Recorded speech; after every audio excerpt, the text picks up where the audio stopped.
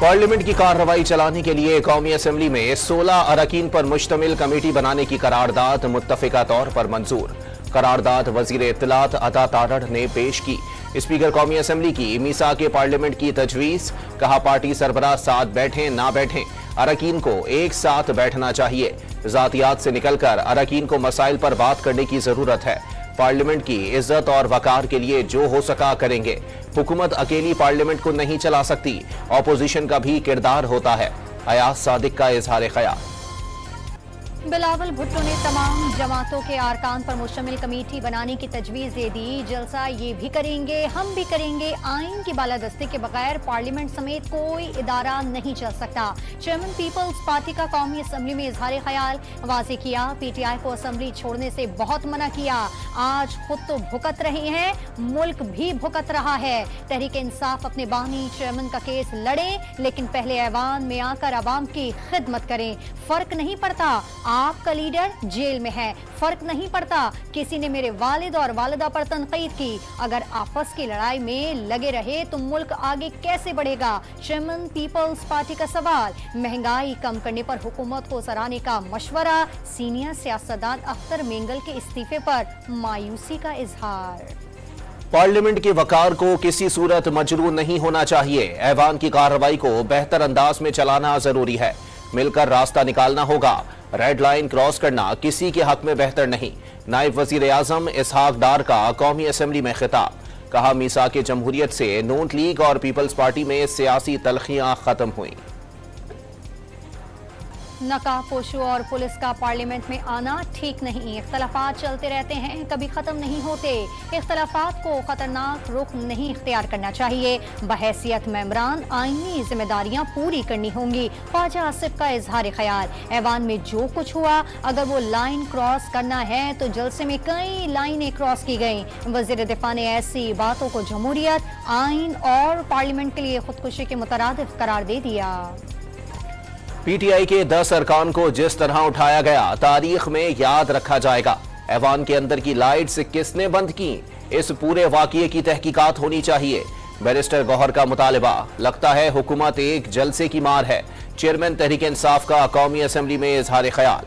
वाज़ेह किया जलसा सिर्फ बहाना था, निशाना PTI के बंदे थे। PTI भी जबरदस्ती पर आई तो खैबर पख्तूनख्वा में इन लोगों पर मुकदमात करा देंगे।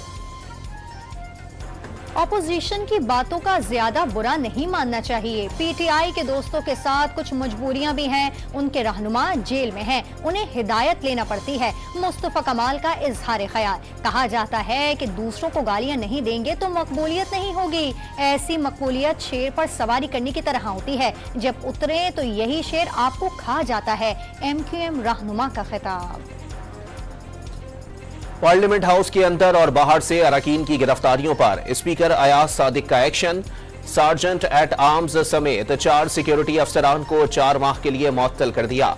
एडिशनल सेक्रेटरी की सरबराही में 4 रुकनी फैक्ट फाइंडिंग कमेटी भी तश्कील दे दी। सेनेट कायमा कमेटी बराए दाखिला ने गिरफ्तारियों की तफसीलात मंगवा ली। बताया जाए गिरफ्तारियों से कबल स्पीकर या चेयरमैन के इल्म में लाया गया या नहीं। चेयरमैन कमेटी के सवालात। गिरफ्तार अरकान की प्रोडक्शन जारी न करने पर PTI का कौमी असेंबली में एहतजाज। गिरफ्तार अरकान को ऐवान में लाने का मुतालबा। मेंबरान का असेंबली फ्लोर से गिरफ्तार किया गया। प्रोडक्शन ऑर्डर कानूनी हक है, बैरिस्टर गौहर ने वाज़ेह किया। स्पीकर की रूलिंग के बाद तहरीरी दरखास्त की जरूरत नहीं। प्रोडक्शन ऑर्डर का कानूनी तरीकेकार है। स्पीकर ने जबानी प्रोडक्शन ऑर्डर जारी करने का कहा था। कानूनी टीम मामला देख रही है। तारिक फजल चौधरी की गुफ्तगू। किसी को ऐवान से गिरफ्तार नहीं किया गया। वजीर इत्तलात अता तारड़ ने वाज़ेह कर दिया। ऑपोजिशन अरकान का तकरीर के दौरान शोर शराबा। पार्लियामेंट से किसने लोगों को उठाया, ये कोई खलाई मखलूक थी। दिलेराना अंदाज में लोगों को जबरी तौर पर गुमशुदा किया गया। जमहूरियत में ये चीज नहीं चल सकती। वजीर आला अली अमीन गंडापुर सरकारी तौर पर मुलाकात के लिए गए थे। PTI रहनुमा उमर अयूब की वजाहत। पीटीआई रहनुमाओं की पेशावर हाई कोर्ट से राहदारी जमानत मंजूर। ऑपोजिशन लीडर उमर अयूब, असद कैसर, जरताज गुल, फैसल अमीन गंडापुर शामिल। हाई कोर्ट का तमाम अफराद को मुतालिका अदालत में 10 अक्टूबर तक पेश होने का हुक्म। इस्लामाबाद के इंसदादी दहशतगर्दी ने पीटीआई रहनुमा शोएब शाहीन की तोड़ फोड़ केस में जमानत बादस गिरफ्तारी मंजूर कर ली। पार्लिमान की बेतौकीरी पर वुज़रा की ढिठाई हैरान और परेशान कुन है। हुकूमत 9 मई के ड्रामे के बजाय 10 सितंबर का मातम करे। पार्लियामेंट पर शब खून मारने वालों के खिलाफ आर्टिकल 6 के तहत कार्रवाई की जाए। मुशीर इत्तलात खैबर पख्तूनख्वा बैरिस्टर सैफ का मुतालबा।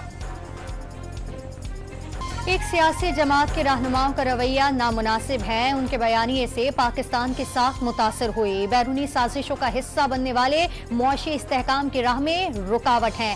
नफरत का बयानिया बेचने वालों का पहचान ना होगा। कौन जेल में बैठकर नफरत का बयानिया आगे बढ़ा रहा है। गवर्नर सिंध कामरान खान तिसोरी की मज़ार कायद पर गुफ्तगू। वज़ीर आला सिंध का कायदे आज़म के विजन पर अमल करते हुए आगे बढ़ने की जरूरत पर जोर।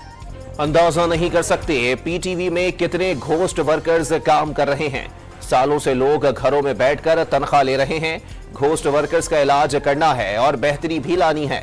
सारे सिफारशी शोज बंद कर दिए, नए एंकर्स ला रहे हैं। वजीर इत्तलात अता तारड़ का कौमी असम्बली में इजहार ख्याल।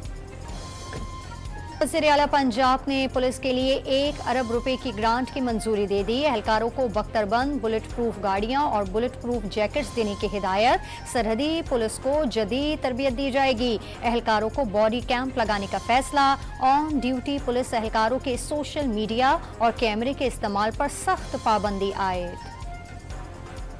कायदे आज़म की 76वीं बरसी पर सदर और वजीर आज़म का बानी पाकिस्तान को खिराज अकीदत। कायदे आज़म के नक्शे कदम पर चलने पर जोर।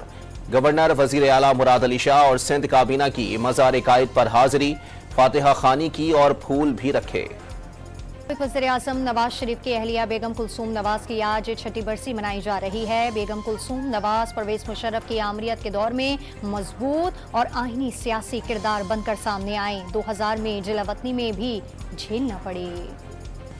इसराइली फौज के गजा के अल मवासी कैंप पर हमले में अमरीकी बम इस्तेमाल किए जाने का इंकशाफ। बेघर फलस्तीनियों पर 2000 पाउंड वजनी बम बरसाए गए। 40 से जायद फलस्तीनी शहीद हुए, बाकियात तक पिघल गईं। दर्जनों खैमों में आग लग गई। बम गिरने के मकाम पर 30 से 40 फुट गहरे गड्ढे पड़ गए। पहले सदारती मुबाहिसे में कमाला हैरिस और डोनाल्ड ट्रंप आमने सामने। अमरीकी नायब सदर की इसराइल की भरपूर हिमायत। फलस्तीनियों पर हमला इसराइल का हक के दिफा करार दे दिया। गाजा में जंग फौरी रोकने का मुतालबा। डोनाल्ड ट्रंप ने कैपिटल हिल पर हमला करके जमहूरियत पर हमला किया। सिविल वॉर के बाद जमहूरियत पर बदतरीन हमला था। ट्रंप कह चुके कि अगर इलेक्शन नताइज उनकी मर्जी के मुताबिक ना हुए तो खून रेजी होगी। कमाला हैरिस की मुबाहिसे में गुफ्तगू। अमेरिका में 9/11 हमलों को 23 बरस बीत गए। दहशतगर्दों ने तैयारे टकराकर वर्ल्ड ट्रेड सेंटर की 2 इमारतों को जमीन बोस कर दिया था। वाकये में 3000 अफराद लुकमा अजल बन गए थे। अमेरिका ने अलकायदा को जिम्मेदार ठहराकर अफगानिस्तान पर हमला किया, जिसने दुनिया का मंजरनामा बदल कर रख दिया।